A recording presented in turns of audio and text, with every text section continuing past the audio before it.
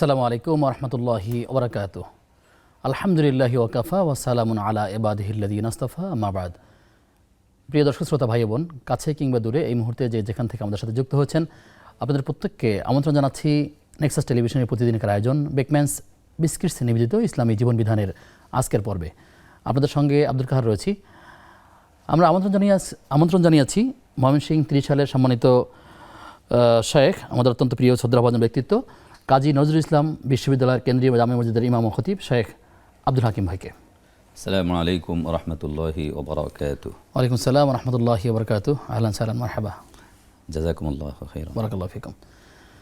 প্রিয় দর্শক, আপনারা জানেন যে আমরা প্রতিদিন একটি নতুন বিষয় নিয়ে কথা বলার চেষ্টা করি। তারই ধারাবাহিকতায় আজ আমরা কথা বলতে চাই মুসলিম জীবনের লক্ষ্য ও উদ্দেশ্য। আল্লাহ রাব্বুল আলামিন আমাদেরকে সৃষ্টি করেছেন। সূরা জারিয়াতের 56 নম্বর আয়াতের মধ্যে আল্লাহ তাআলা যে কথাটি বললেন যে জিন এবং মানুষকে তিনি সৃষ্টি করেছেন তার একমত ইবাদতের জন্য। দুনিয়ার এই সফর কোনো এলোমেলো সফর নয়, বরং সুনির্দিষ্ট এবং পরিকল্পিত। কিন্তু আমরা যারা এই দুনিয়াতে বসবাস করছি, আমাদের সেই লক্ষ্য উদ্দেশ্য ঠিক আছে কিনা, আমরা এলোমেলো জীবনযাপন করছি কিনা, নিজের ইচ্ছে মতো চলার চেষ্টা করছি কিনা, নাকি আল্লাহ তাআলার সন্তুষ্টি সামনে রেখে আমরা চলাফেরার চেষ্টা করছি, জীবনটাকে কীভাবে অতিবাহিত করার চেষ্টা করছি। যদি আমি আমার নিজের ইচ্ছে মতো চলার চেষ্টা করি, আল্লাহ এবং রসুলকে প্রাধান্য না দিয়ে, তাহলে আমি কি পরকালে ক্ষতিগ্রস্ত হব কিনা, এবং এই দুনিয়ার জীবনটাকে আমি কীভাবে অতিবাহিত করব, কী রূপরেখা আছে, কী প্ল্যান আছে, আমরা কোরআন হাদিস থেকে সেই বিষয়গুলো জানবার চেষ্টা করব ইনশাআল্লাহ তাআলা। প্রিয় দর্শক, আপনিও চাইলে আমাদের সাথে আয়োজনে যুক্ত হতে পারবেন। নেক্সাস টেলিভিশন ইসলামিক এই পেজের কমেন্টে যে কোনো প্রশ্ন আমাদেরকে জানালে আমরা সে সকল প্রশ্নের সারাই সমাধান জানবার চেষ্টা করবো ইনশাআল্লাহ তাআলা। এছাড়া স্ক্রিনে দেখার নম্বরে ফোন কলের মাধ্যমে আপনারা আমাদের সাথে যুক্ত হতে পারছেন ইনশাআল্লাহ তাআলা। শেখ, আপনার কাছে আসছি যে মুসলিম জীবনের লক্ষ্য ও উদ্দেশ্য। আপনি আমাদেরকে জানাবেন যে দুনিয়ার এই জীবনকে ইসলাম কোন দৃষ্টিতে মূলত দেখে। জি, বিসমিল্লাহ আলহামদুলিল্লাহ ওয়াসসালাতু ওয়াসসালামু আলা রাসূলিল্লাহ ওয়া বা'দ। অত্যন্ত সুন্দর একটি সাবজেক্ট আপনি চুজ করেছেন, এজন্য আপনার জন্য দোয়া। বারাকাল্লাহু ফিক। বারাকাল্লাহু ফিকুম। আসলে ইসলাম আমাদেরকে দেখে এরকম যে আল্লাহ সুবহানাহু ওয়া তাআলা আমাদেরকে শুধুমাত্র অন্যান্য পশুদের মতো সৃষ্টি করেছেন এমনটি নয়। আমাদের সৃষ্টির উদ্দেশ্য পশু পাখির মতো জীবন আচরণ হবে এমনটি নয়, বরং আমাদের জীবনের একটি সুনির্দিষ্ট টার্গেট আল্লাহ সুবহানাহু ওয়া তাআলার রয়েছে। আর সেটি যেমনটি আপনি বলেছেন, সূরাতুজ জারিয়াতের 56 নং আয়াতে আল্লাহ সুবহানাহু ওয়া তাআলা তুলে ধরেছেন, আউযু বিল্লাহি মিনাশ শাইতানির রাজীম, বিসমিল্লাহির রহমানির রহিম, ওমা খলাকতুল জিন্না ওয়াল ইনসা ইল্লা লিয়াবুদুন।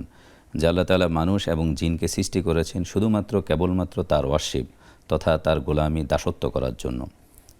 প্রিয় নবী সাল্লাল্লাহু আলাইহি ওয়াসাল্লামের একটি হাদিস আছে যে আল্লাহ আমাদের কাছে কিছু জিনিস পান, মানে আল্লাহর হক আমাদের উপর, ও হাক্কুল্লাহি আলাল ইবাদ, মানে আমাদের উপর আল্লাহর হক, আল্লাহর প্রাপ্তি বা অধিকার হলো আই ইয়াবুদুল্লাহ ওয়া লা ইউশরিকু বিহি শাইআ, যে আমরা আল্লাহ সুবহানাহু ওয়া তাআলার দাসত্ব করব আর তার সঙ্গে কোনোভাবে কোনো ব্যক্তি, বস্তু, কোনো জিনিসকে শিরক তথা শরীক স্থাপন করব না। আমরা যদি আল্লাহ সুবহানাহু ওয়া তাআলার আরও কোরআনে কারীমের অনেকগুলো আয়াত, অনেকগুলো বাণী, যেগুলোর মাধ্যমে আমরা সুনির্দিষ্ট মেসেজ পাই যে কেন আল্লাহ সুবহানাহু ওয়া তাআলা আমাদেরকে এই পৃথিবীতে পাঠিয়েছেন। দেখুন, আমাদের মূলত জ্ঞান হবে আল্লাহর কথা, প্রিয় নবী সাল্লাল্লাহু আলাইহি ওয়াসাল্লামের কথা এবং সাহাবায়ে কেরামদের উক্তি।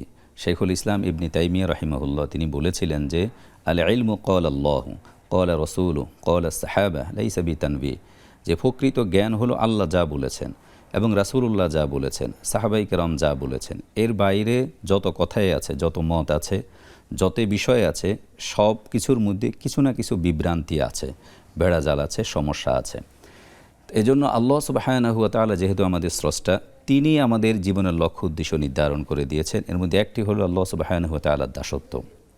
আর দাসত্বের আবার টার্গেট আছে, মানে দাসত্ব আমরা কেন করছি সেটি হলো আল্লাহ সুবহানাহু ওয়া তাআলার সন্তুষ্টির জন্য। জানবো আসলে টার্গেটটা কি এবং সেই রূপরেখা বা পদ্ধতি বা কোন পথে যেতে হবে দর্শককে যুক্ত করে নিয়ে আসি। দর্শক কে আছেন আমাদের সাথে? হুজুর আসসালামু আলাইকুম। ওয়ালাইকুম আসসালাম ওয়া রাহমাতুল্লাহ। আমি জলাকার থেকে বলছি। হুজুর, আমার একটু মন দিয়ে শুনবেন আমার কথাটা। জি হুজুর, আমার বয়স হয়েছে 45 বছর। আচ্ছা। আমি অনেক আগে কোরআন শরীফ সূরা সেপারা টেপারা পড়ছি। মাঝখান দিয়ে আমার এই সংসার, ছেলে মেয়ের ঝামেলায়, শ্বশুর শাশুড়ির ঝামেলা পড়া হয় না, কিন্তু নামাজ রোজা পড়ছি আমি ঠিক মতন। এখন আমি আমার পাশের বাসার একটা ছেলে আছে, হাফিজি পড়ে, ওর বয়স 11-13 হবে এরকম। নাতি সম্পর্কে হয়। ও আমার আসে পড়ায়, কিন্তু আমি এক পড়া মনে রাখতে পারি না। আমি বারবার পড়ি। এটা নিয়ে আমার ছেলে পেলে, আমার শ্বশুর শাশুড়ি এরা হয়তো হাসাহাসি করে যে এই বয়সে আমি পড়ি, এই জন্য একটা লজ্জার কথা। কিন্তু হুজুর আমার তো যাওয়া লাগবে ও জায়গা, আমি তো এখানে থাকতে পারবো না। আমার তো মাটির নিচে যাওয়া লাগবে, কিছু তো নিয়ে যাওয়া লাগবে হুজুর। আমার জন্য একটু বেশি বেশি দোয়া করবেন হুজুর, আমি যেন ঠিক মতো কোরআন শরীফ নিয়ে পড়তে পারি, জি। ঠিক ইমান নিয়ে যেন আমি শিখতে পারি। আমার জন্য দোয়া করবেন হুজুর আপনি।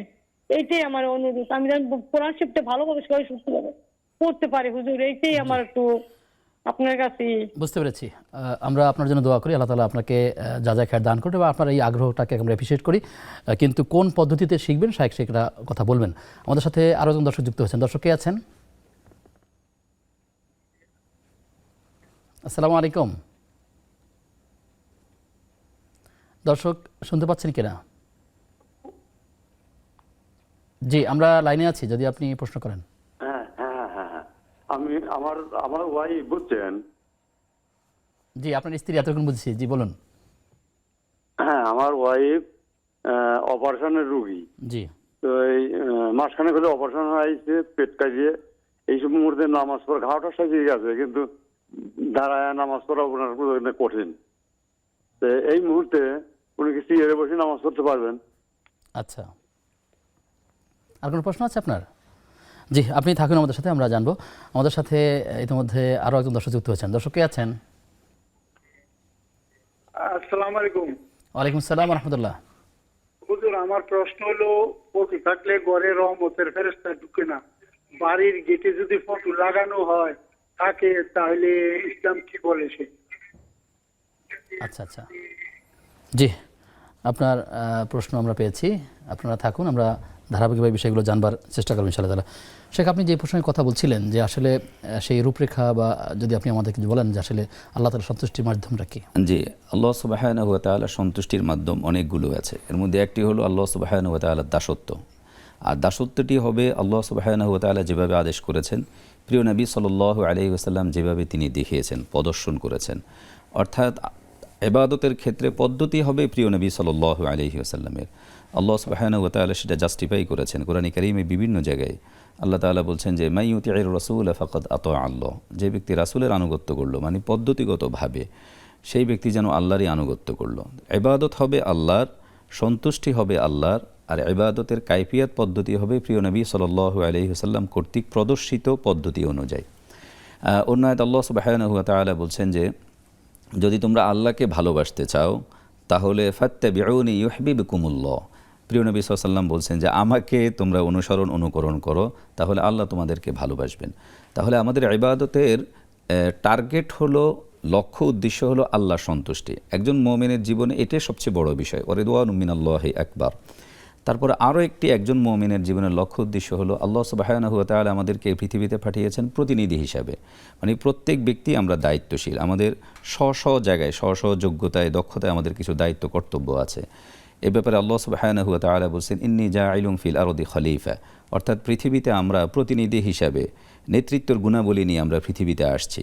আর প্রিয় নবী সাল্লাল্লাহু আলাইহি ওয়াসাল্লাম বলেছেন আলা কুল্লুকুম রাঈন ওয়া কুল্লুকুম মাসউলুন আন রাঈয়াতিহি, যে প্রত্যেক ব্যক্তি তোমরা দায়িত্বশীল, আর স্ব দায়িত্বের ব্যাপারে তোমরা জিজ্ঞাসিত হবে, জবাবদিহি তোমাদেরকে করতে হবে। সেখানে জানার বিষয় সম্পর্কে যে অনেক মানুষ চিন্তা করেন এমন যে আল্লাহ এবং রসুলকে সরাসরি পাওয়া যাচ্ছে না বা যাবে না, এর মাঝখানে মাধ্যম হয়ে যেতে হবে, রসুলের কাছেও পৌঁছা যাবে না, কোনো একজন ব্যক্তির মাধ্যম হয়ে আল্লাহর কাছে পৌঁছতে হবে। এই যে মাধ্যম ধরা, এবং কোরআন কারীমের যে ওসিলা শব্দ বলা হয়েছে, সেই বাংলাতে যে ওসিলা শব্দ ব্যবহার করা হয়েছে, এই বাংলায় আমরা ওসিলা বলতে মাধ্যম বুঝি, কোরআন কারীমে ওসিলা বলতে আসলে কী বোঝায়, এটা যদি ক্লিয়ার করে দেন। আসলে ওসিলার ব্যাপারে আমি অনেকবারই বলেছি এবং বলে থাকি, ওসিলা কোরআনে আল্লাহ তাআলা যেভাবে ওসিলা বলেছেন সেটার এক অর্থ, হাদিসে ওসিলা যে অর্থে আসছে সেটা আরেক অর্থ, আর উর্দু এবং বাংলাতে ওসিলা আরেক অর্থে ব্যবহৃত হয়।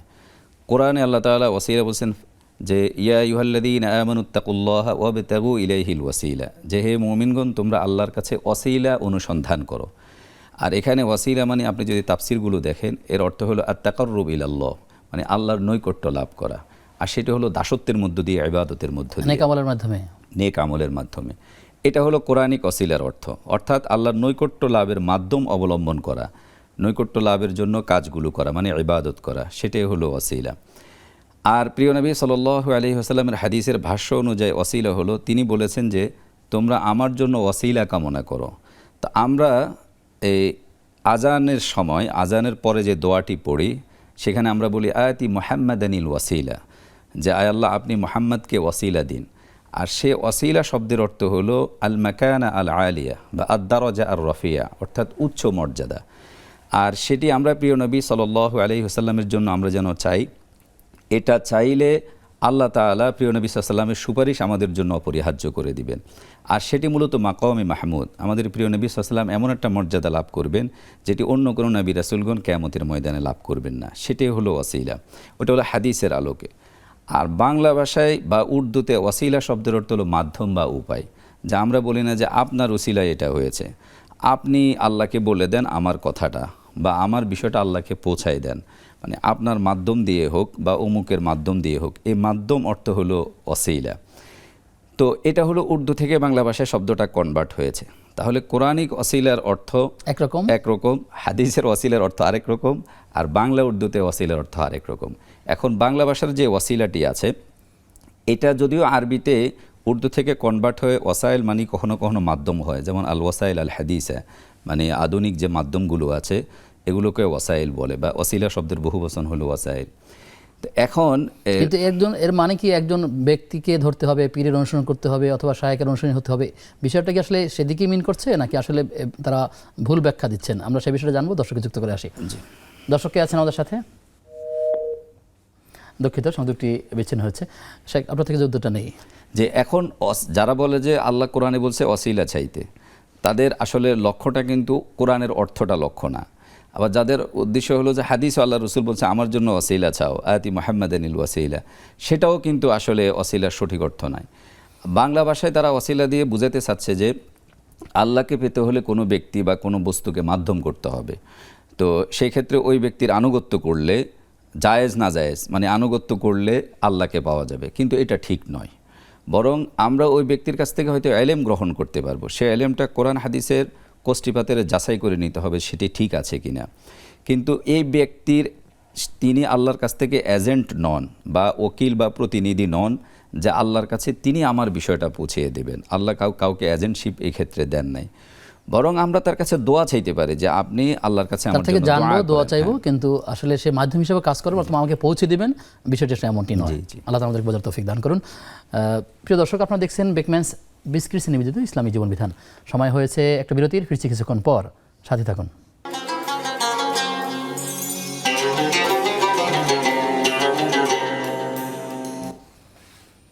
বিরতির পরে সবাইকে আবার আমন্ত্রণ নেক্সাস টেলিভিশনের প্রতিদিনের আয়োজন বেকম্যানস বিস্কিটস নিবেদিত ইসলামী জীবন বিধানের আজকের পর্বে। আপনাদের সঙ্গে আব্দুল কাহার রয়েছি, আমার সঙ্গে মেহমান রয়েছেন শেখ জনাব আব্দুল হাকিম। মোহতারাম, আমাদেরকে এক বোন প্রশ্ন করেছিলেন, তার বয়স 45, তিনি কোরআন শিখতে চাচ্ছেন এবং তার নাতিতুল্য বয়সের 11 বা 13 বছর বয়সের একজন সন্তানের কাছে তিনি কোরআন শিখছেন। এটা নিয়ে তিনি মন খারাপ করছেন, কেউ কেউ উপহাস করে বড় বয়সে, কিন্তু মূলত আসলে তার এই আগ্রহটাকে আমরা ধন্যবাদ জানাই। তিনি কোন মাধ্যমে আরও ভালো শিখতে পারবেন এবং তার জন্য কী কী পরামর্শ আছে? জি, আপনি যেমনটি বলেছেন যে আসলে আমাদের ওই সম্মানিতা বোনকে আমরা অনেক ধন্যবাদ জ্ঞাপন করছি, তার জন্য দোয়া করছি আল্লাহ তাআলা তার মনের ইচ্ছা যেন পূরণ করে নেন। আমিন। বিষয়টি হলো কোরআন শিখতে হবে, এটি জরুরি। তো তার চেয়েও বেশি জরুরি হলো পর্দা। যদি ছেলেটি 13 বছরের হয় তাহলে নর্মালি তার জন্য তার সাথে পর্দা করতে হবে, যদি তার রক্তে সম্পর্কিত কেউ না হয়, মানে যদি মাহরামা না হয়, তাহলে সেক্ষেত্রে তাকে পর্দা মেনটেন করেই কোরআন শিখতে হবে।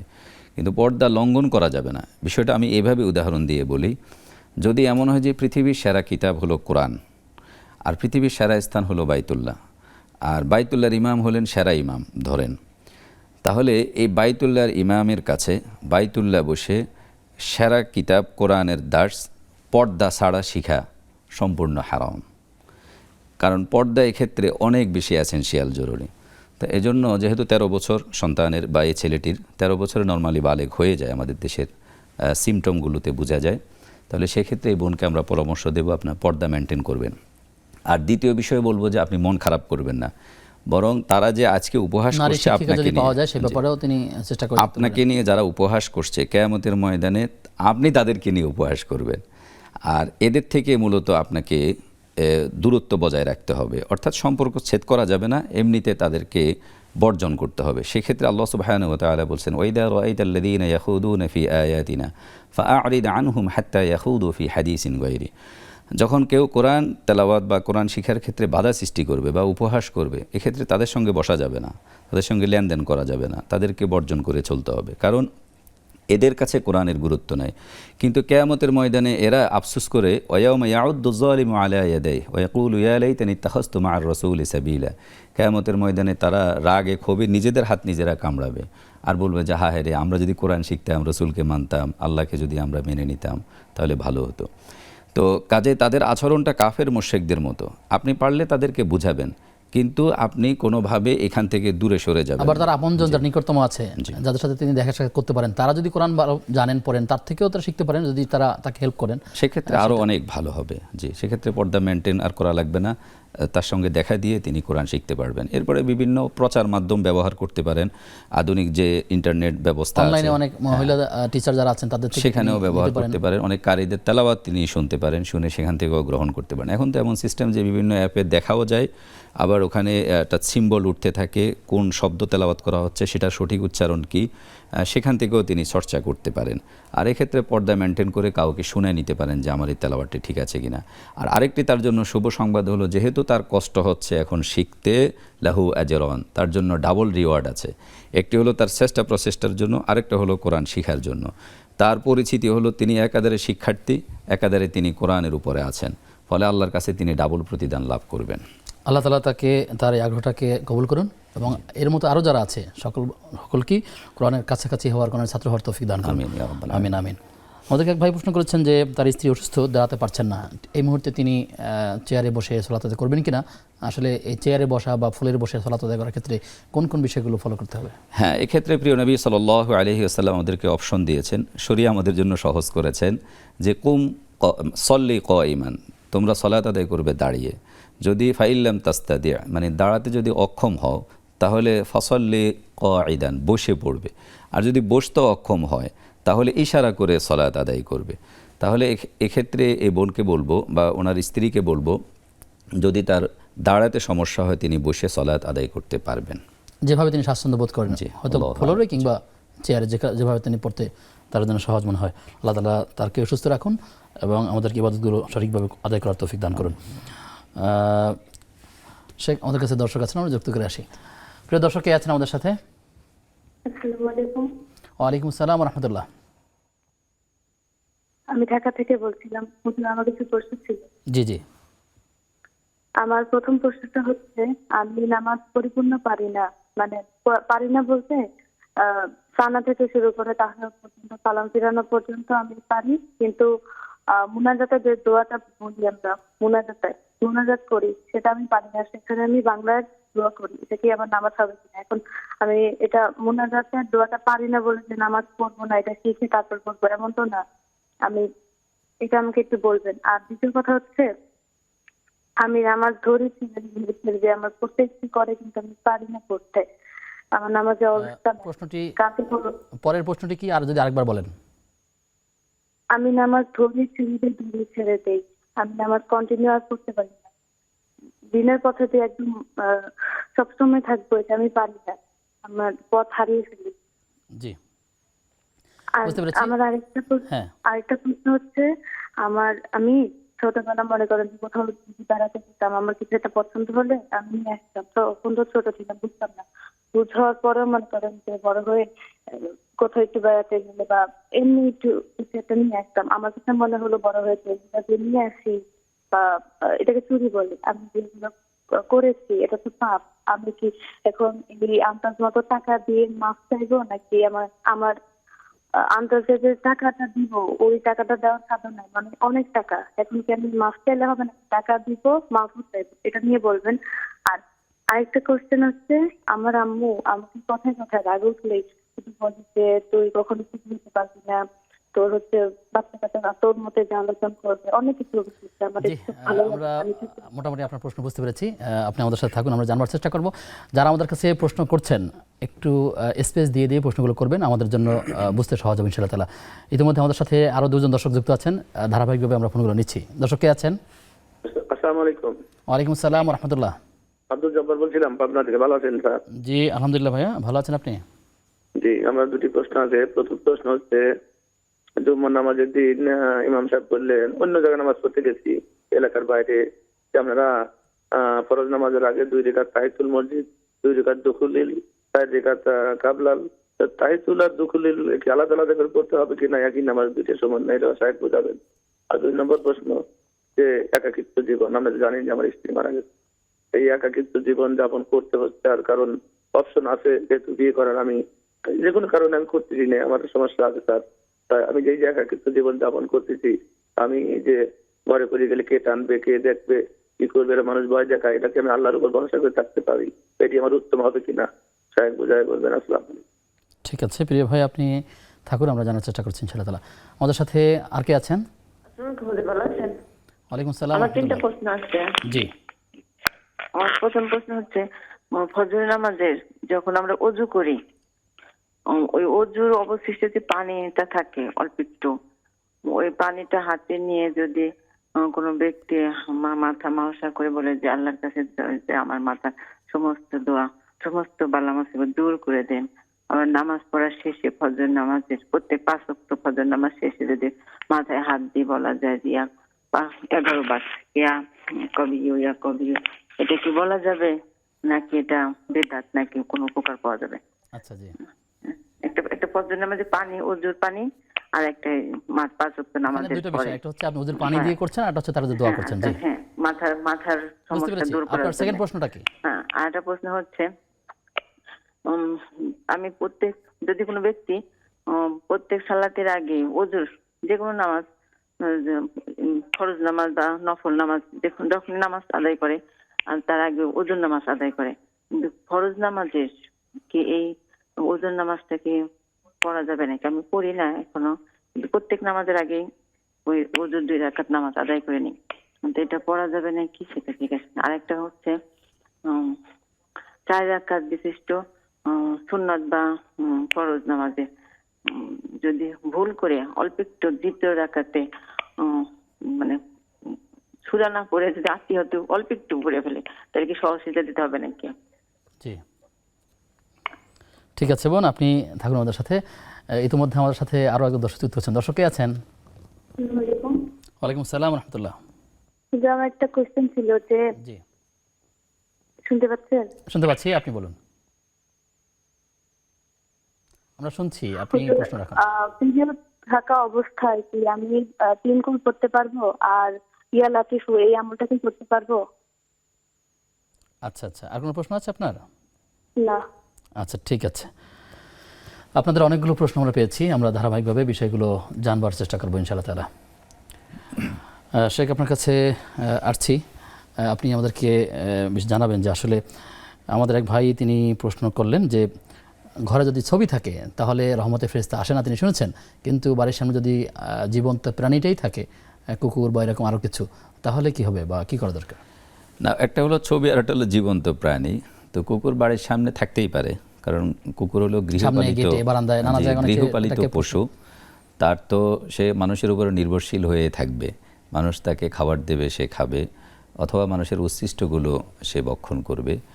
তো সেই হিসাবে সমস্যা নেই যদি কুকুর গৃহপালিত হয় কিংবা এমনিতে যদি থাকে। আর ছবির যে বিষয়টা, সেটা হলো ঘরের মধ্যে কুকুর কিংবা অন্য কোনো প্রাণীর যদি ছবি থাকে তাহলে সেখানে রহমতের ফেরেশতা প্রবেশ করেন না, এটি হাদিস দ্বারা প্রমাণিত। জি জি প্রিয় দর্শক, আপনারা দেখছেন বেকম্যানস বিস্কিটস নিবেদিত ইসলামী জীবন বিধান। সময় হয়েছে আবার একটা বিরতির, ফিরছি কিছুক্ষণ পর, সাথে থাকুন।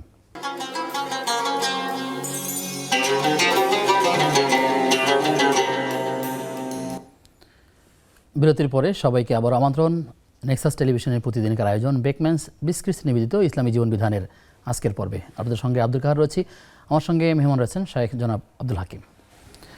মোহতারাম একজন প্রশ্ন করেছেন, নাম সুইটি, তিনি বলেছেন যে আমি একটা কথা জানতে চাই, আমরা যে নামাজ পড়ি ওইটা যে আল্লাহ কবুল করেন সেটা বুঝবো কিভাবে?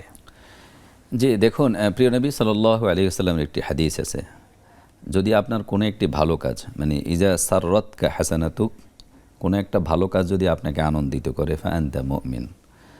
আর অন্যদিকে যদি কোনো একটি কাজ যদি আপনাকে দুঃখিত করে, কষ্ট দেয়, দুশ্চিন্তায় ফেলে দেয়, তখন মনে করবেন যে আপনি প্রকৃত মুমিন নন বা কাজটি ভালো নয়। তো আপনার মনেই বলে দেবে যে আল্লাহ সুবহানাহু ওয়া তাআলা কবুল করেছেন। আরেকটি হলো দাসত্ব করার পরে আপনার মনের মধ্যে একটা প্রশান্তি তৈরি হবে, ইতমিনান তৈরি হবে। সাইয়েদুনা ইব্রাহিম আলাইহিস সালাম আল্লাহকে প্রশ্ন করেছিলেন, রব্বি আরিনী কাইফা তুহিল মাউতা, যে আমার রব আপনি আমাকে একটু দেখান তো যে কীভাবে মৃত্যুর পরে জীবিত করবেন। তখন আল্লাহ তাআলা তাকে বললেন, আওয়ালাম তুমিন, তুমি কি বিশ্বাস করো না? তখন তিনি বললেন, ক্বালু বালা ওয়ালাকিন লিয়াতমাইন্না কলবি, বিশ্বাস করি কিন্তু আমার মন যেন একটু শান্ত প্রশান্ত হয় এই কারণে। তো ঠিক ইবাদতের পরে যদি কোনো ব্যক্তির মনটি স্থির হয়, খুব ভালো লাগে তার, তখনও বুঝতে হবে যে আল্লাহ সুবহানাহু ওয়া তাআলা হয়তো তার ইবাদত কবুল এবং করেছেন, দোয়া কবুল হবে বা নামাজ কবুল হবে এটা বিশ্বাস রাখি তো আসলে ইবাদতটা করতে এরপরে হবে। আরেকটি বিষয় হলো তিনি যদি হারাম থেকে যদি বিরত থাকেন এবং বিশেষ করে রিজিক, তিনি যে খাদ্যটি ভক্ষণ করছেন, যা পরিধান করছেন, তার অন্ন বস্ত্র বাসস্থান এগুলো হারাম থেকে নিয়তকে বিশুদ্ধ করেন, নিয়তকে বিশুদ্ধ করতে হবে, পদ্ধতিটা ঠিক থাকতে হবে, তাহলে এই সব বিষয়ের প্রেক্ষিতে আশা করা যায় আল্লাহ তাআলা কবুল করবেন। আর আল্লাহর ইবাদত করতে হবে ওয়াদউনানা রাগাবান ওয়া রাহাবা, যে আশাটা থাকতে হবে এমন যে কারোরটা না কবুল হলো আমারটা কবুল হয়েছে, আর ভয়টা থাকতে হবে এমন যে সবারটা কবুল হয়েছে হয়তো আমারটা কবুল হবে না, মানে আল্লাহ যেন কবুল করেন। আশা এবং ভয়ের মাঝেই ঈমান, মাঝে ইবাদত হবে। জি। জি, আল ঈমান বাইনাত তারগীব ওয়াত তারহিব। প্রিয় দর্শক কে আছেন আমাদের সাথে? আসসালামু আলাইকুম হুজুর। ওয়ালাইকুম আসসালাম ওয়া রাহমাতুল্লাহ। হুজুর, ওই আমার প্রশ্নটা ছিল যে ঘরে ফটো থাকলে রহমতের ফেরেশতা ঢুকে না, কিন্তু বাড়ির বাইরে যে গেট বানানো হয় ওই গেটের ছবি লাগানো হইলে এটা ইসলাম কি বলে? বাড়ির বাইরে যে গেট, ওই গেটের ছবি লাগানো হইলে কি ইসলাম কি বলে সেটা? জি জি, আমার প্রশ্নটা ছিল এইটা আর কি। ঠিক আছে, বুঝতে পারছেন? জি ধন্যবাদ আপনাকে। শেখ সম্পর্কে এই প্রশ্নের উত্তরটা নিন। জি হ্যাঁ, অবশ্যই ছবি কুকুর বা অন্য কোনো প্রাণীর ছবি ঘরে থাকুক বাইরে থাকুক কোনো জায়গায় ঠিক নয়, কোনো জীবন্ত প্রাণীর ছবি যাকে তাসবির কোনোভাবেই বলে, আসলে এটাকে এটা ঠিক নয়, প্রদর্শন করা যাবে না। সেক্ষেত্রে রহমতের ফেরেশতা প্রবেশ করবেন না, কারণ ওই গেটে শুরুতেই তো একটা প্রাণীর, বাড়ির একটি অংশ, একটা হারাম প্রাণীর ছবি, তো সেক্ষেত্রে এটা ঠিক হবে না। শুকরিয়া আপনাকে। প্রিয় দর্শক কে আছেন? হ্যালো, জি আসসালামু আলাইকুম। জি, ওয়ালাইকুম আসসালাম। জি, আমার একটা প্রশ্ন হলো যে যাকাতের টাকা কি কবরস্থানের উন্নয়নের জন্য দেওয়া যাবে? আমার কি এটা যাকাত হিসেবে কবুল হবে? আরেকটা কথা হইলো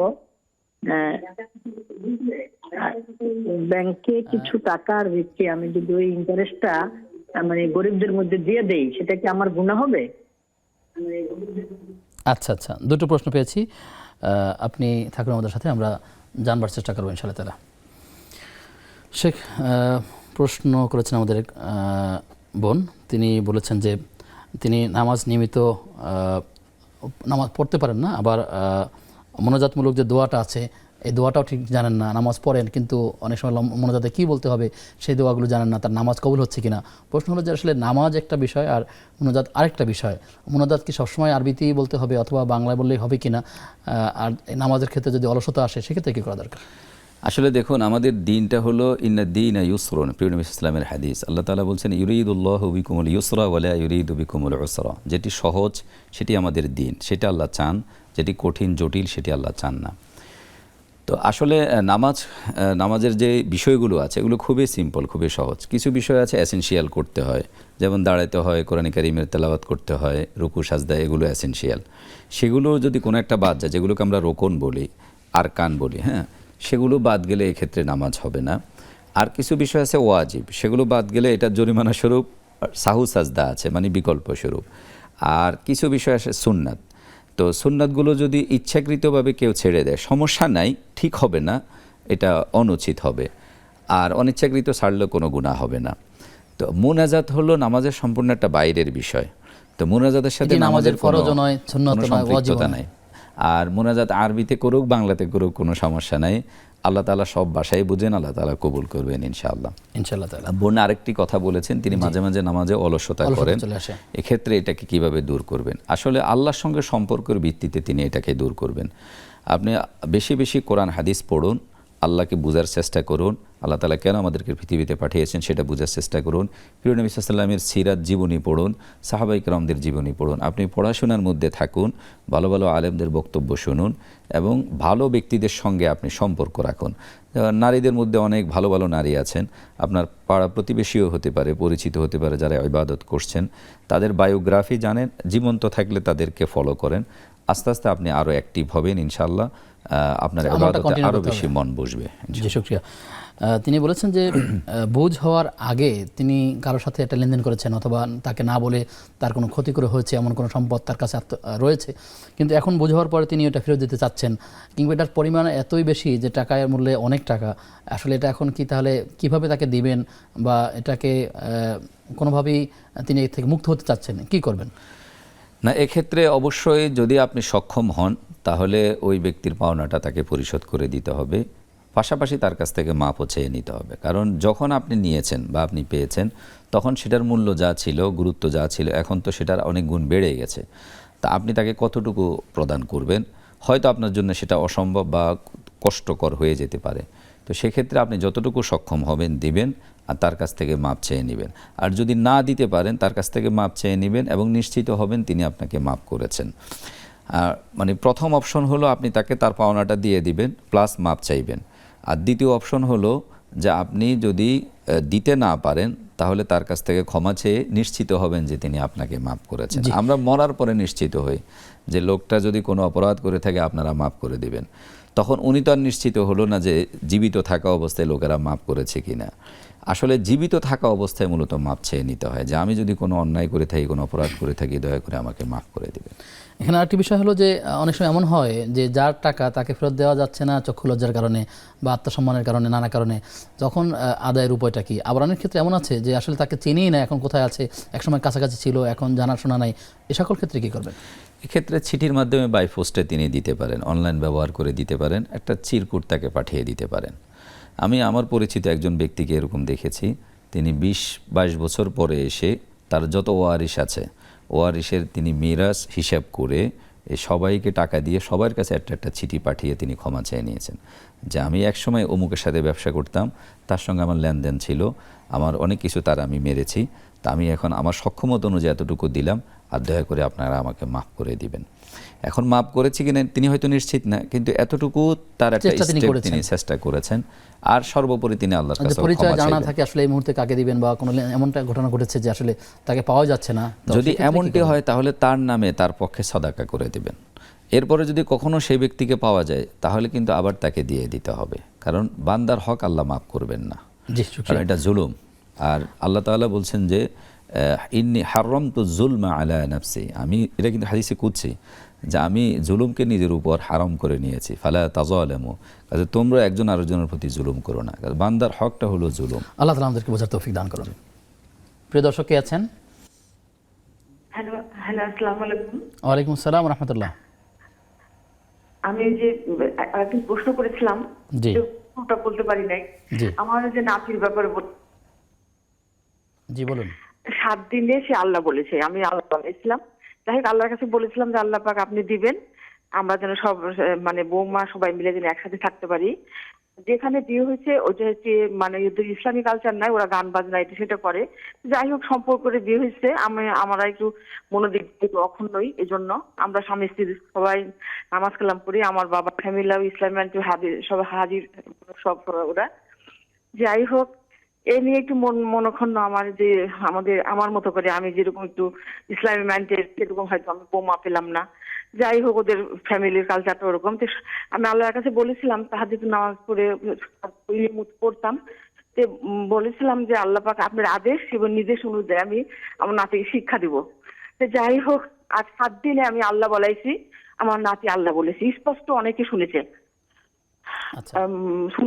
আমার ছেলে বলে যে আমি কি জি আপনি থাকেন আমাদের সাথে, আমরা জানবো ইনশাআল্লাহ তাআলা। আমাদের সাথে আরো একজন দর্শক যুক্ত আছেন। দর্শক কে আছেন? দুঃখিত, সংযোগটি বিচ্ছিন্ন হয়ে গেছে। শেখ, এর আগে আমাদেরকে এক বোন প্রশ্ন করেছিলেন যে তার মা প্রায়ই তার সাথে রাগ করেন।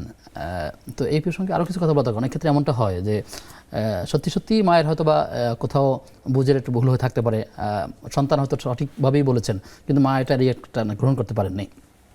এ সকল ক্ষেত্রে মা বাবা যদি ভুল করেন অথবা তার চিন্তার যদি বিচ্ছিন্নতা থাকে, সেক্ষেত্রে সন্তান মা বাবার সাথে কীরকম আচরণ করবে অথবা মায়ের বা এরকম কী করা উচিত এ সকল ক্ষেত্রে? যে আসলে বিষয়টা হলো মায়ের বিচার কিন্তু আমরা কেউ করতে পারবো না। আল্লাহ নবী নিজেও মায়ের বিচার করতে পারেন নাই বা তিনি করার মতো এখতিয়ার নেন নাই। মা তো মায়ে। এখন মায়েদের অনেক ক্ষেত্রে হয় কি কিছু বুঝের অভাব থাকে, এটা স্বাভাবিক। তো সেক্ষেত্রে তিনি সর্বোচ্চ সবর এখতিয়ার করবেন, আর মায়ের সঙ্গে বরং আরও তার ভালো ব্যবহার বাড়িয়ে দিতে হবে। প্রিয় নবী সাল্লাল্লাহু আলাইহি ওয়াসাল্লামের হাদিস আছে, মান আহাক্কু বিহুসনি সাহাবাতি, যে সবচেয়ে উত্তম ব্যবহার করব কার সঙ্গে। আল্লাহ রসুল কিন্তু পরপর 3 বার, আরেক বর্ণনা অনুযায়ী 4 বার বললেন উম্মুক সুম্মা উম্মুক সুম্মা উম্মুক সুম্মা উম্মুক, তারপরে বললেন সুম্মা আবুক। মায়ের সঙ্গে ভালো ব্যবহার করতে হবে, ভালো আচরণ বজায় রাখতে হবে। তো সেক্ষেত্রে তিনি সর্বোচ্চ মায়ের সঙ্গে সবর এখতিয়ার করবেন, হয়তো আল্লাহর কাছে তিনি এটার রিপ্লেসমেন্ট মানে প্রতিদান তিনি লাভ করবেন। আল্লাহ তাকে ধৈর্য ধারণ করার তৌফিক দান করুন। প্রিয় দর্শক কে আছেন আমাদের সাথে? আসসালামু আলাইকুম। ওয়ালাইকুম আসসালাম রাহমাতুল্লাহ। দর্শক প্রশ্নটা যদি করেন। মোহাম্মদ ওসমান গনি। জি। ওয়ালাইকুম আসসালাম। আসসালামু আলাইকুম। জি, আপনার প্রশ্নটি আমাদেরকে জানান। হুজুর, আমার একটা প্রশ্ন হচ্ছে যে কি বিড়ি খাওয়ার পর নামাজ পড়তে কি নামাজ কি আল্লাহর দরবারে কবুল হবে? কি ধূমপান করার পরে? হ্যালো, জি, আপনি থাকুন আমাদের সাথে, আমরা বিরতির পরে এসে উত্তরগুলো জানার চেষ্টা করব ইনশাআল্লাহ তাআলা। প্রিয় দর্শক, আপনারা দেখছেন বেকম্যানস বিস্কিটস নিবেদিত ইসলামী জীবন বিধান। সময় হয়েছে একটা বিরতির, ফিরছি কিছুক্ষণ পর, সাথে থাকুন।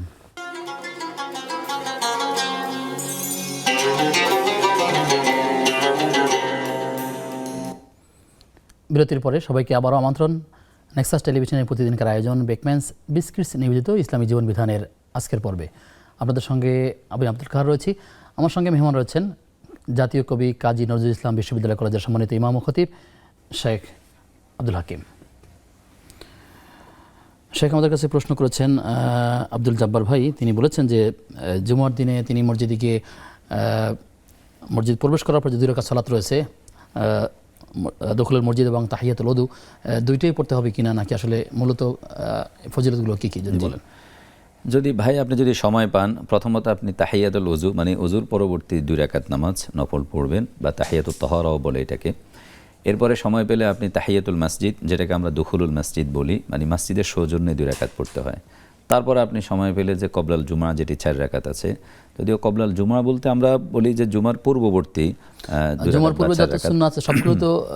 সেটাই কবলাল জুমা, মানে বিফোর জুমা, মানে জুমার ফরজের পূর্ববর্তী যা পড়বেন তা। হ্যাঁ, 2 রাকাত 4 রাকাত তিনি পড়তে পারেন। তাহলে প্রথমত সময় পেলে তাহিয়াতুল ওযু 2 রাকাত, এরপরে সময় পেলে তাহিয়াতুল মসজিদ 2 রাকাত, তারপরে জুমার পূর্ববর্তী 2 রাকাত 4 রাকাত তিনি পড়তে পারেন। আগে যে 4 রাকাত পড়লেন সেটাও তো আসলে জুমার পূর্বেরই নামাজ। হ্যাঁ, পূর্ববর্তী নামাজ। আর যদি কোনো সময় তিনি না পান, ধরেন মানে পুরো সময় না পান, শুধুমাত্র জুমার আগের সময়টা তিনি পেয়েছেন, মানে 2 রাকাত বা 4 রাকাত পড়ার ক্ষেত্রে, তখন তিনি ওই তাহিয়াতুল মসজিদ হিসাবেও পড়তে পারেন অথবা জুমার পূর্ববর্তী হিসাবেও পড়তে পারেন, কারণ দুইটারই গুরুত্ব আছে। আর কাবলাল জুমা বা বাদাল জুমা এই নামে কোনো সুন্নাত আছে?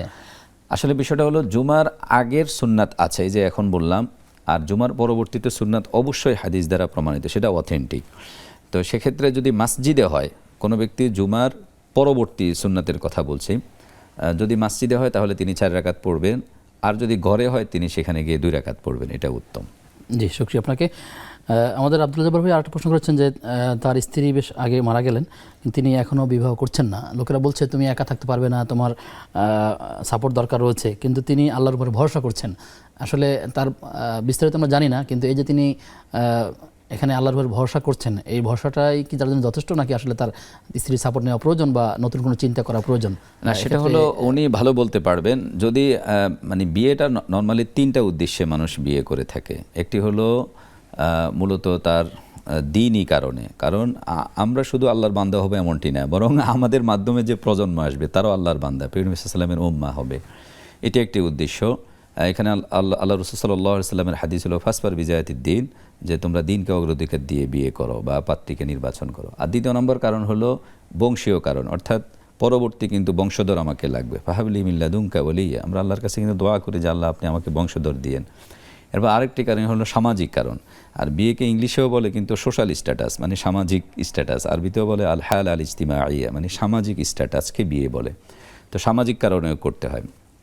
এখন ওনার যদি এই সব প্রয়োজন যদি থাকে তাহলে ওনার উত্তম হলো বিয়ে করে নেওয়া। কারণ প্রিয় নবী সাল্লাল্লাহু আলাইহি ওয়াসাল্লাম উৎসাহিত করেছেন, তিনি বলেছেন যে আন নিকাহু সুন্নতি ফামান রাগিবা আন সুন্নতি ফালাইসা মিন্নি। বিয়েটা কিন্তু আল্লাহ রাসূলের সুন্নাহ, যে ব্যক্তি সুন্নাত থেকে দূরে থাকবে সেই জন্য প্রিয় নবী সাল্লাল্লাহু আলাইহি ওয়াসাল্লামের উম্মাহ নয়। আর আল্লাহ কোরআনেও কিন্তু বিয়ে শাদী করানোর ব্যাপারে উৎসাহিত করেছেন, ওয়া আনকিহুল আয়ামা মিনকুম, যে তোমরা বিয়ে শাদী দিয়ে দাও এরকম। আর প্রত্যেক নবী রাসূল কিন্তু বিয়ে করেছেন। ঈসা আলাইহিস সালাম তিনি পরবর্তীতে এসে বিয়ে করবেন, এই ব্যাপারে বক্তব্য আছে। তো এক্ষেত্রে তার যদি বেশি প্রয়োজন হয় এবং বাস্তবিক হয় তাহলে তার জন্য বিয়ে করাটাই হলো বেটার এবং উত্তম। জি, শুকরিয়া। আমাদের কাছে প্রশ্ন রয়েছে যে আমাদের এক বোন প্রশ্ন করলেন যে ফজরের অজুর পরে যে পানিটা থাকে তার পাত্রে, সেই পানি দিয়ে কারো মাথায় বুলিয়ে দেওয়া, হাত বুলিয়ে দেওয়া, দোয়া করা, এটি আসলে নিয়মিত তিনি কাজটি করছেন। এই যে অজুর পানির অবশিষ্ট অংশ কারো মাথায় দিয়ে তাকে বুলিয়ে দেওয়া, এটি আলাদা কোনো ফজিলত আছে কিনা, আসলে এমনটি করতে পারেন কিনা? না, দেখুন প্রিয় নবী সাল্লাল্লাহু আলাইহি ওয়াসাল্লামের হাদিস হলো মান আহদাসা ফি আমরিনা হাযা মা লাইসা মিনহু ফাহুয়া রাদ্দুন। যেটি আমাদের দ্বীনে নাই সেটি যদি আমরা করি সওয়াবের নিয়তে বা পূর্ণতার নিয়তে, ইবাদতের নিয়তে, সেটি কিন্তু অ্যাকসেপ্টেবল না, গ্রহণযোগ্য না, সেটি প্রত্যাখ্যাত হবে। তো যেহেতু তিনি মনে করছেন যে অজুর পানিটি পবিত্র, এটার মাধ্যমে করলে এটা তার উপকার হবে, এই ছেলেটির মেধা মননশীলতা বাড়বে, তো যেহেতু তার এই বিশ্বাসটা নিয়ম বানিয়ে নেওয়া ঠিক হবে না, কাজে এটা বেদাত হবে, নিঃসন্দেহে বেদাত হবে, এটা ঠিক হবে না। বরং তিনি সুন্নাহসম্মতভাবেই তার জন্য তিনি দোয়া করবেন, এরকম দোয়া করবেন, আর অনেক দোয়া আছে সেগুলো করবেন। জি, শুকরিয়া। ছোট করে উত্তরগুলো নিব ইনশাআল্লাহ তাআলা। আরেকটা প্রশ্ন করেছেন যে প্রত্যেক সালাতের আগে যে ওযুর নামাজ আছে, তিনি যেটা বলছেন তাহিয়াতুল ওযু, এই নামাজটি আসলে সবসময় পড়বেন নাকি মাঝে মাঝে পড়বেন? না, প্রত্যেক সালাতের আগে না, আপনি যখনই ওযু করবেন, নামাজ রিলেটেড ওযু হোক, এমনিতে ওযু হোক, কোনো ব্যক্তি ওযু করলেই তিনি 2 রাকাত ওযুর সৌজন্যে তাহিয়াতুল ওযু তিনি পড়তে পারেন, এটি নফল। আচ্ছা আচ্ছা। আমাদের একজন বলেছেন যে তিনি যখন শারীরিকভাবে অসুস্থ থাকেন, অর্থাৎ পিরিয়ড চলাকালীন সময়, তিনি নাস, ফালাক বা ইখলাস এগুলো পড়তে পারেন কিনা, এরকম, বা ইয়া লতিফুল খবির বা ইয়া লতিফু, এই আমলগুলো করতে পারেন কিনা? কোরআনে যেগুলো দোয়া আছে, যেমন সূরা ফালাক, সূরা নাস কিন্তু দোয়া, একাধারে সূরা আবার একাধারে দোয়া। এরপরে কোরআনে অনেক আয়াত আছে দোয়া সূচক, এই দোয়াগুলো তিনি করতে পারবেন, তিনি আল্লাহকে স্মরণ করতে পারবেন, মানে দোয়ার মাধ্যমে। আর ইয়া লতিফ, ইয়া খবির এগুলো তিনি বলতে পারবেন, যেহেতু এগুলো আল্লাহকে তিনি এর মাধ্যমে আল্লাহর কাছে তিনি দোয়া করছেন, এটা নাজায়েজ নয়, বরং এটা উত্তমও বটে। জি, শুকরিয়া। আমাদের আরেকজন প্রশ্ন করেছেন যে জাকাতের টাকা দিয়ে তিনি কবরস্থানের উন্নয়নের কাজে ব্যয় করতে পারেন কিনা? না, পারবেন না, কারণ সূরাতুত তাওবার 60 নং আয়াতে জাকাতের খাত বর্ণনা আছে, সেখানে ম্যাক্সিমাম খাতে হলো ব্যক্তিকে মালিক বানিয়ে দিতে হবে। তো যেহেতু কবরস্থান কোনো ব্যক্তি নয়, এটা একটা স্থান, ওই স্থানে খরচ তিনি করতে পারবেন না। জি, শুকরিয়া। তার একটা প্রশ্ন ছিল যে সুদী ব্যাংক থেকে যে লভ্যাংশটা পাওয়া হয় বা যে সুদটা দেওয়া হয়, সেই সুদ দিয়ে গরিবের কোনো উপকার করতে পারেন কিনা? সেটা সওয়াবের নিয়ত ছাড়াই তিনি করতে পারবেন, তবে উৎসাহিত না করাটাই ভালো, মানে সুদ না নেওয়াটাই ভালো। এরপর যদি নিয়ে নেন বা এসে যায়, তাহলে এক্ষেত্রে তিনি সওয়াবের নিয়ত করা ছাড়াই, এটাকে বলা হয় ফুদলা, যেটা অতিরিক্ত, তো এজন্য সওয়াবের নিয়ত করা ছাড়াই তিনি সেখানে ব্যবহার করতে পারবেন, মানে তাদের উপকারের জন্য। তো এই সুদমুক্ত থাকার জন্য তিনি কোন ধরনের ব্যাংক ব্যবহার করতে পারেন যেখান থেকে সুদ আসবে না? যে ব্যাংকগুলো নর্মালি ঘোষণা দেবে যে শরিয়া ভিত্তিক এবং যে শরিয়া বোর্ড আছে, সেই ব্যাংকগুলোতে তিনি লেনদেন করতে পারেন। আর সুদী ব্যাংকেও তিনি যদি সুদটা না নেন, সেখানে যদি অনাপত্তি দেন, এনওসি, যে আমি সুদটা নেব না, তখন ওরা কিন্তু আর সেখানে সুদ দেবে না। কিন্তু কেউ কেউ বলে থাকেন যে সুদ দেবে না, সুদ তো ব্যাংকের কর্তৃপক্ষ থেকে যায়, কিন্তু এটি তাদের কাছে না রেখে বরং আমরা এটাকে গ্রহণ করে আমরা গরিবদের উন্নয়নে কাজ করলাম, সবে নিয়ে ছাড়াই করি। যদি ধরেন তিনি তার অ্যাকাউন্ট, স্যালারি অ্যাকাউন্টটা হলো সুদী ব্যাংকে অথবা লেনদেনটা সুদী ব্যাংকে, তাহলে সেক্ষেত্রে তিনি সুদটা না নিলে ব্যাংক কিন্তু অনাপত্তি দিলে সুদ দেবে না। আর ওই যেহেতু তিনি এখন বাধ্য, লা ইউকাল্লিফুল্লাহু নাফসান ইল্লা উসআহা, বাধ্য হওয়ার কারণে তিনি সুদমুক্তভাবে সেখানে থাকতে পারবেন, কিন্তু লেনদেন তাকে করতে হচ্ছে বাধ্যবাধকতা। তাহলে গরিবদেরকে দিতে পারবেন, সবের নিয়ত ছাড়া তিনি এটাকে কাজটা করবেন। প্রশ্ন হচ্ছে যে আমাদের এক বোন তিনি বলেছেন যে তার 7 দিনের সন্তানের কথা বলেছেন, নাতির কথা বলেছেন, যে এবং তার পরিবারের অনেক ইসলামিক চর্চাগুলো রয়েছে, তিনি আল্লাহর কাছে দোয়া করছেন পরিবারটি যেন ধার্মিক হয়, ইসলামিক হয়। তো আসলে কী পরামর্শ থাকবে সেই পরিবারের জন্য? আসলে প্রথমত আমাদের এই বোনকে আমরা অনেক ধন্যবাদ জ্ঞাপন করছি, মুবারকবাদ জ্ঞাপন করছি। তিনি এই যে তার নাতির জন্য এই যে চিন্তা করলেন, এটি অনেক অত্যন্ত ভালো। দেখুন, আমাদের আব্বা আম্মার যেমন দায়িত্ব আছে, আব্বা আম্মার ঊর্ধ্বতন অর্থাৎ দাদা দাদিরও দায়িত্ব আছে, নানা নানিরও দায়িত্ব কর্তব্য আছে। দোয়া করতে থাকবেন আর সেই সাথে প্রচেষ্টা করতে থাকবেন, তার এই ছেলে এবং ওয়াইফ বা মেয়ে এদেরকে বুঝাইতে থাকবেন তিনি, বৌমাকেও, এবং এই ধরনের ইসলামিক মানে নসিহত করতে থাকবেন। একসময় হয়তো আল্লাহ তাআলা কবুল করতেও পারেন। জি ইনশাআল্লাহ তাআলা। সর্বশেষ প্রশ্ন হচ্ছে, আমাদের ভাই করেছিলেন যে ধূমপান করলে তার নামাজ কবুল হবে কিনা? দেখুন, প্রিয় নবী সাল্লাল্লাহু আলাইহি ওয়াসাল্লামের হাদিস আছে, মান আকালা সুম আবিল বাসাল আবিল তুরাস আবিল কুররাস ফালা ইয়াকরাবান্না মুসাল্লানা। মানে যে ব্যক্তি পেঁয়াজ রসুন তারপরে কোনো দুর্গন্ধযুক্ত খাবার খেয়ে মসজিদে যেন না আসে, আল্লাহ রসুল নিষেধ করেছেন। তো নিষেধ মানে এই নয় যে এটা একেবারে হারাম, অর্থাৎ এই নিষেধাজ্ঞা হলো অনুচিত। তো মুখে দুর্গন্ধ নিয়ে সেটা সিগারেট হলো তো আরও মারাত্মক অবস্থা।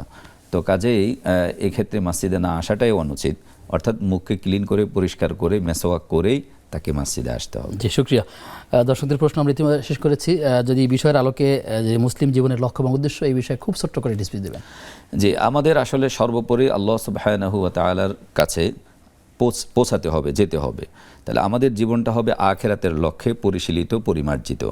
ফামান যুহজিহা আনিন নার ওয়া উদখিলাল জান্নাতা ফাকাদ ফাজ। যেই ব্যক্তি জাহান্নাম থেকে নিজেকে সেভ করতে পারলো, জান্নাতের উপযুক্ত করতে পারলো, সেই ব্যক্তি প্রকৃত সফলতা লাভ করবে। তো কাজে পরকালীন সফলতার জন্য আল্লাহ কর্তৃক যত বিধিবিধান আছে আমাদেরকে মেনে চলতে হবে, আল্লাহ একান্তভাবে দাসত্ব করে যেতে হবে। জি, আপনাকে আবার ধন্যবাদ জানিয়ে আপনার থেকে বিদায় নিচ্ছি। জি প্রিয় দর্শক, আমরা আলোচনা করছিলাম মুসলিম জীবনের লক্ষ্য উদ্দেশ্য। আমরা দুনিয়াতে যে কাজগুলো করি না কেন, আমরা নিজের ইচ্ছায় যেহেতু পৃথিবীতে আসিনি, আল্লাহর ইচ্ছায় এসেছি। সুতরাং যতক্ষণ থাকবো, এই দেহে প্রাণ থাকবে, ততক্ষণ আল্লাহ তাআলাকে সন্তুষ্ট করবার কাজই হচ্ছে আমাদের করে দেওয়ার চেষ্টা করতে হবে। ব্যবসা, চাকরি, রাজনীতি, সমাজ, রাষ্ট্র, দেশ, যাই কিছু বলি না কেন, প্রত্যেকটা ক্ষেত্রে আল্লাহ এবং রাসূলকে সন্তুষ্ট করবার মধ্যে দিয়ে আমাদেরকে জীবন অতিবাহিত করবার চেষ্টা করতে হবে। আল্লাহ তাআলা আমাদেরকে সেই কাজগুলো করবার তৌফিক দান করুন। আজ এ পর্যন্তই। আগামী অনুষ্ঠান দেখবার আমন্ত্রণ জানিয়ে আজকের মতো বিদায় নিচ্ছি। আসসালামু আলাইকুম ওয়া রাহমাতুল্লাহি ওয়া বারাকাতুহু।